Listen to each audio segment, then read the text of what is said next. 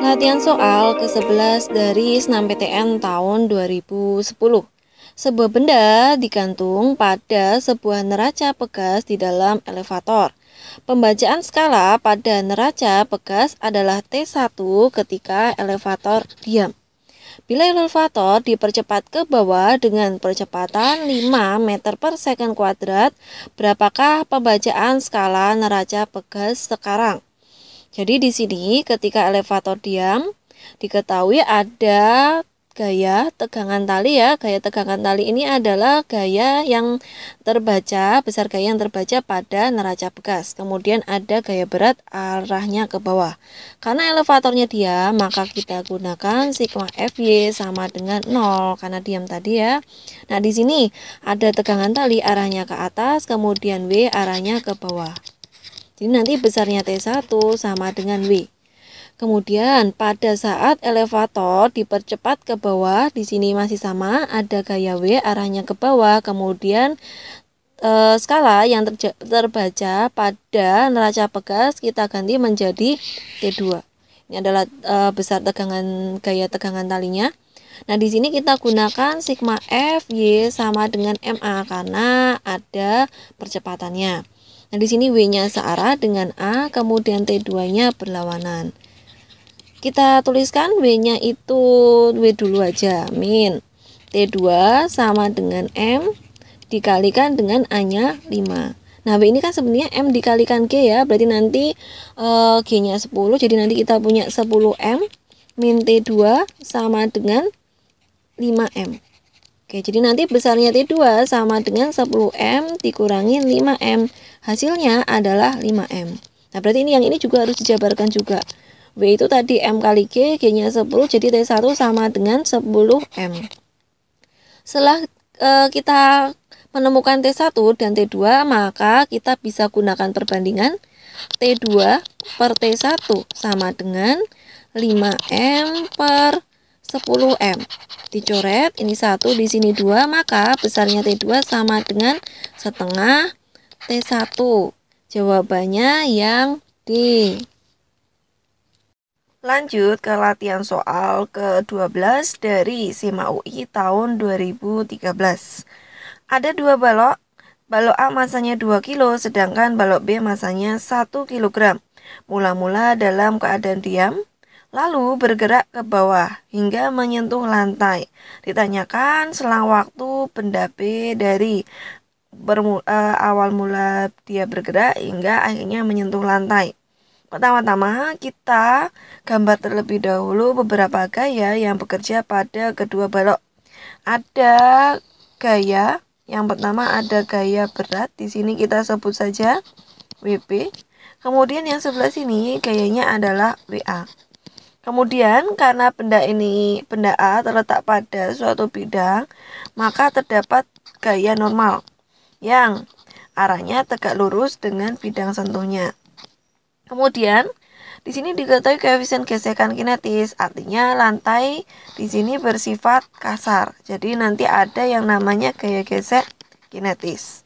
Kemudian karena kedua benda ini terhubung dengan tali, maka terdapat gaya tegangan tali. Arahnya keluar dari benda. Kemudian ketika sistem dilepaskan, maka balok B akan bergerak ke bawah, sedangkan balok A bergerak ke kanan. Mula-mula kita cari terlebih dahulu gaya normal yang bekerja pada benda A. Kita gunakan sigma Fy sama dengan 0 khusus untuk benda A. Pada benda A, pada sumbu Y terdapat normal A arahnya ke atas, kemudian yang ke bawah WA sama dengan 0. Kita gunakan resultan gaya sama dengan 0 karena benda A ini tidak bergerak naik maupun turun, melainkan dia bergerak ke kanan. Jadi nanti di sini normal A sama dengan WA, di mana massa A adalah 2 kilo, jadi nanti normal A sama dengan 20 Newton. Setelah normal diketemukan, kita cari percepatan menggunakan sigma F. Jadi kita gunakan sigma F ini adalah resultan gaya yang bekerja pada sistem dibagi dengan massa total. Pada sistem terdapat WB yang searah dengan A. Kemudian tegangan tali ini berlawanan, jadi nanti min T. Kemudian pada benda A terdapat gaya tegangan tali, dia searah dengan A. Sedangkan FK-nya berlawanan, dibagi di sini M total MA ditambah dengan MB. Jadi nanti A sama dengan WB-nya adalah 10, T-nya habis ya. Kemudian FK jika dijabarkan menjadi MUK kalikan dengan normal A.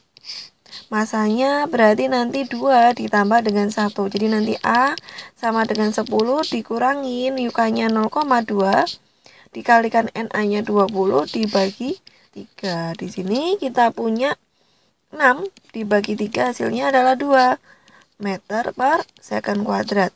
Setelah percepatannya kita tahu ya, hasilnya adalah 2 meter per second kuadrat.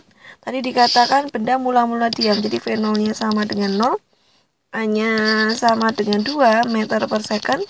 Ditanyakan selang waktu hingga menyentuh lantai.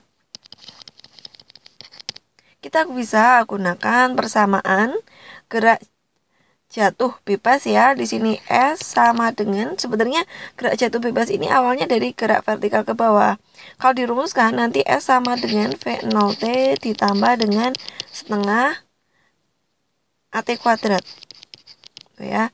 Jadi nanti di sini S-nya adalah yang ditanyakan. S-nya adalah 25 ya, di situ ya diketahui ini adalah S-nya 25. Kemudian kecepatan awalnya ini adalah 0 ditambah A-nya sudah kita cari ya, hasilnya adalah 2, T-nya yang ditanyakan. Jadi nanti kita punya 25 sama dengan T kuadrat. T sama dengan 5 second. Jadi jawabannya yang E. Selanjutnya latihan soal ke-13 dari SIMA UI tahun 2017. Pada gambar terdapat dua massa, yaitu massa 1 dan massa 2 berturut-turut. Massanya adalah 6 kilo dan 4 kg. Kemudian tidak ada gaya gesek yang bekerja pada sistem. Massa katrol diabaikan. Yang ditanyakan adalah percepatan pusat massa kedua benda pada gambar tersebut. Mula-mula kita gambar terlebih dahulu beberapa gaya yang bekerja pada kedua benda tersebut. Yang pertama ada gaya gesek, di sini W1, yang ini adalah W2. Kemudian ada gaya tegangan tali, arahnya keluar dari benda. Kemudian di sini diketahui massa benda yang pertama atau M1 lebih besar daripada benda M2, maka karena M1 lebih besar daripada M2, maka benda 1 ini akan bergerak ke bawah, sedangkan benda yang kedua akan bergerak naik. Untuk mencari percepatan, kita gunakan persamaan A sama dengan sigma F dibagi dengan M. F adalah resultan gaya yang bekerja pada sistem. Di sini ada W1, arahnya searah dengan A. Maka nanti W1 ini bernilai positif. Sedangkan T berlawanan dengan A. Kemudian T yang berada pada M2 itu searah dengan A. Jadi nanti T-nya positif, sedangkan W2-nya negatif. M1 ditambah dengan M2, massa totalnya. Kemudian T-nya habis. W1 adalah perkalian antara massa dikalikan gravitasi. Jadi nanti kita punya 60 dikurangin W2-nya 40 dibagi massa total 6 ditambah 4. Hasilnya adalah 20 dibagi 10 sama dengan 2 meter per second. Percepatannya adalah 2. Kemudian gerak benda M1 ke arah bawah. Jawabannya yang B. Latihan soal ke-14 dari UM-UGM tahun 2015. Sangkar S bermassa 10 kg berisi benda B bermassa 10 kg. Ditarik dengan tali vertikal ke atas dengan gaya sebesar 600 Newton. Seperti pada gambar di samping. Yang ditanyakan adalah besar gaya normal yang dialami benda dari dasar sangkar adalah, jadi di sini diketahui ada sangkar ya bermassa 10 kg. Jadi nanti terdapat berat sangkar sama dengan 100 Newton.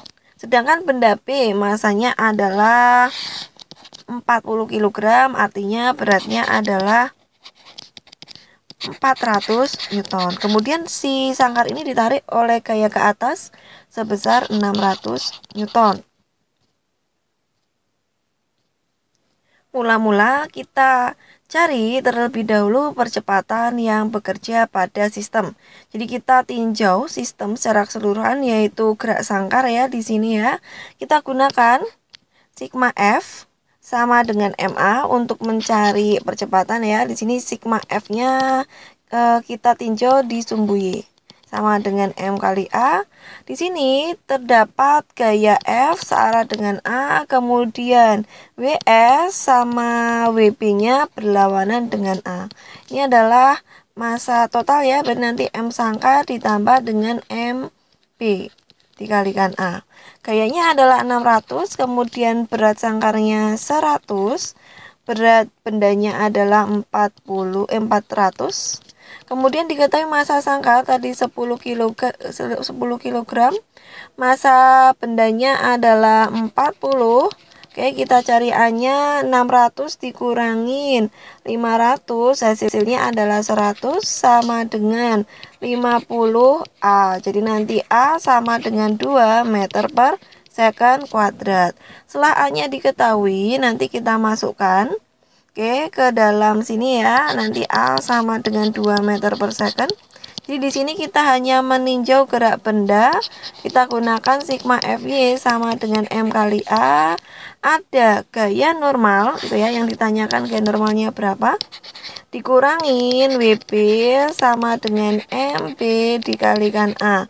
Normalnya yang ditanyakan WB-nya adalah 400, massa B-nya 40 dikalikan A-nya 2. Jadi nanti N-nya sama dengan 80 tambah 400. Hasilnya adalah 480 Newton. Ini adalah gaya normal yang bekerja pada benda B. Jadi jawabannya adalah yang B. Latihan soal ke-15 dari SBMPTN tahun 2018. Ini tentang resultan gaya yang terjadi pada gerak melingkar. Ada sebuah bola bermassa 1 kg dihubungkan dengan suatu batang vertikal dengan menggunakan 2 buah tali seperti pada gambar.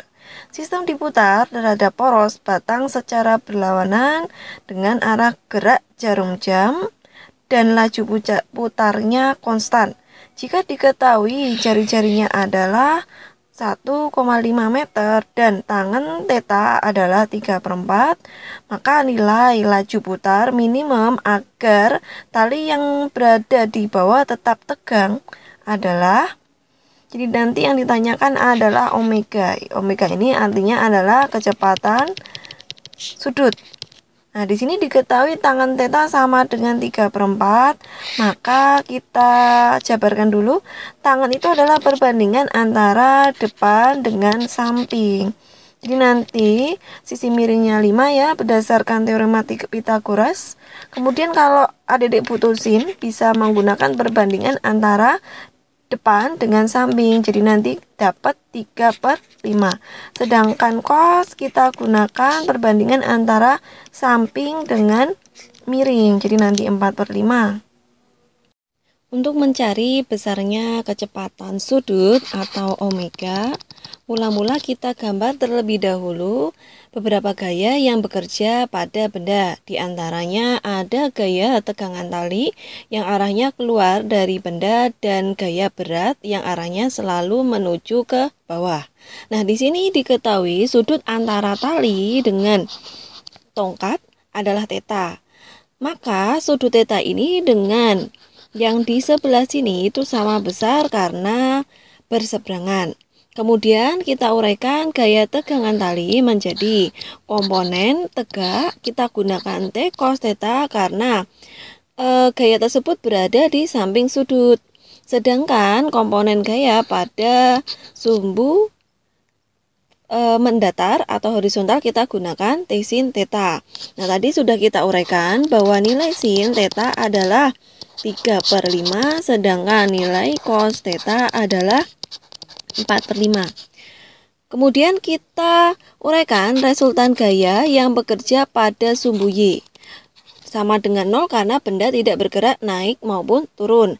Nah, di sini ada gaya T cos theta arahnya ke atas dan W arahnya ke bawah sama dengan 0, maka nanti besarnya T cos theta sama dengan W atau M dikalikan G. Cos theta besarnya adalah 4/5. Jadi nanti besarnya T sama dengan 5 mg per 4. Kemudian untuk mencari besarnya omega, kita gunakan sigma F pada sumbu X atau sumbu mendatar sama dengan M kali A. Nah, di sini bekerja gaya sentripetal karena benda bergerak melingkar. Arahnya selalu menuju ke pusat. Nah, terdapat T sin theta yang arahnya menuju ke pusat. Jadi kita tulis di sini resultan gayanya adalah T sin theta saja sama dengan M, asentripetalnya kita jabarkan menjadi omega kuadrat dikalikan R. Kemudian kita masukkan, T tadi adalah 5 mg dibagi 4, kemudian nilai sin theta adalah 3/5 sama dengan M, omega kuadrat dikalikan dengan R. Dicoret yang sekiranya sama di sini ada 5, terus ada M juga. Jadi nanti kita punya 3. Kemudian G-nya kita jabarkan menjadi 10/4 sama dengan omega kuadrat. R-nya adalah 1,5. Jadi dicoret. Di sini nanti 2. Maka nanti omega kuadrat sama dengan 20 dibagi 4. 20 dibagi 4 adalah 5. Jadi nanti omega adalah akar 5. Jawabannya adalah C.